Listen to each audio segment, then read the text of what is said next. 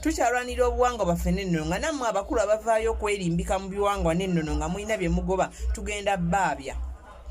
Jumba Lubowa Ssaabakabona muzzukulu wa Mukasa yavuddeyo n'aga nti Ssaabakabona ow'enzikiriza y'obuwangwa n'ennono mbadde nga nkugoberera naye mu kugoberera era olina followers abantu bangi bakufollowinga mu nsi yonna n'oyimirira n'oga nti abakyala baloge babba abakozi baloge bakama baabwe ababalekera obufumbo n'ovaayo n'oga nti baloge ababalekera emirimu. Ssaabakabona lwaki wakoze ekintu ekifaanana bwe kityo era nze bannaye sikyakufollowinga nawulidde ng'amaanyi gampeddemu. Abantu waali bagambye nti nze bwe nalagajjalira omusajja wange ne bamutwala. Omusajja yakujja ewammwe n'akuwasa n'omufumbirwa oba tannagenda wammwe lwaki oleka omukozi amwalira obuliri? Lwaki oleka mukozi wamuwa ekyenkya? Kale bw'aba akimuwadde gwe lwaki toddaabiriza? Gwe kyogamba senga kula namatakola talina mirimu. Nabadde ntegeeza mu interview eyo yabadde y'amagezi gokka nti gwalina omulimo gwo gukuume waliwo agenda ogulwanira gw'okozesa agutwale. Nabadde ntegeeza nti gwalina omusajja wo mukuume waliwo omuntu agenda okujja amulwanira amutwale oyo gw'omulekera. Nabadde ntegeeza nti gwe ow'omudaala gwa chapati leka gulekera mukozi olw'okuba ofunako omutwalo ogenda odde ku mwenge olw'omukozi ono gwo 2,000 bakasitoma bagenda kutegeera omukozi oyo ne bw'anaasetuka n'ateeka wali omudaala omwami omudaala gwe bagenda gutwala nga ne bakasitoma tokyabalina.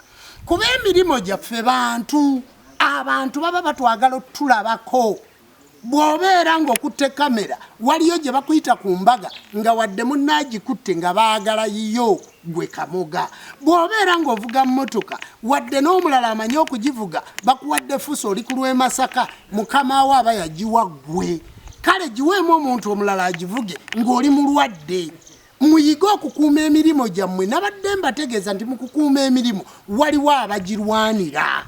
Ekifo kyolaba nga kibi waliwo akirwanira. Kyobola nze ndi Ssaabakabona w'enzikiriza y'obuwangwa n'ennono all season olw'ensonga nti omulimo bajjajja bange bano gwe bampa okukola nakati ngwagala. Ndi musawo wa kinnansi naye era bwe mujja emukono ku ssabo munsangawo nze mbalagula nze mbakolako n'entuma ndugwa oba n'entuma omulala yenna naye nga nze oyogedde nange. Omwami omukozi aleta akacyayi nga namwe mutuddaawo mwenna. Lwaki oyagala amunyweka ng'oli ku TikTok osindika essimu? Kyabadde kitundu kyakuzuukusa naye ebintu by'opositinga bintu by'abalokole. Bw'ogenda ku mukutu gwo kuliko nnyimba za Yesu.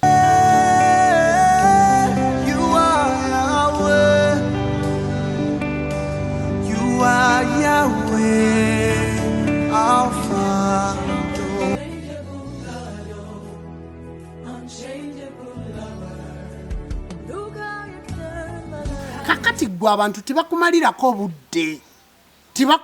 budde kubanga tomanyi bassebo ne bannyabo teri kintu kyendaba ku mutimbagano ne sikyogera. Kantwale n'omukisa guno nga ndi ku bajjajja bange era mbannyonnyole nti leero bw'ompulira nga njogera kuwa poliisi kyemba njogera kyemba ntegeeza. Bw'owulira nga njogera ku faaza kyenjogera kyemba ntegeeza. Bw'owulira nga njogedde ku RDC ebintu by'abakola tibiba birungi ffe tulina okubabuulira kubanga abakulembeze ffe ndabirwamu yammwe eyeerabira mu bantu ne tubabuulira entulugunya gye mutulugunya abantu. Enziba poliisi gyesinziddemu okubba abantu n'okubasiba. RDC bwe bayimirira ne bakola bw'oba okoze ekintu ng'okikoledde mu public nange mba nina kukwanukulira mu public.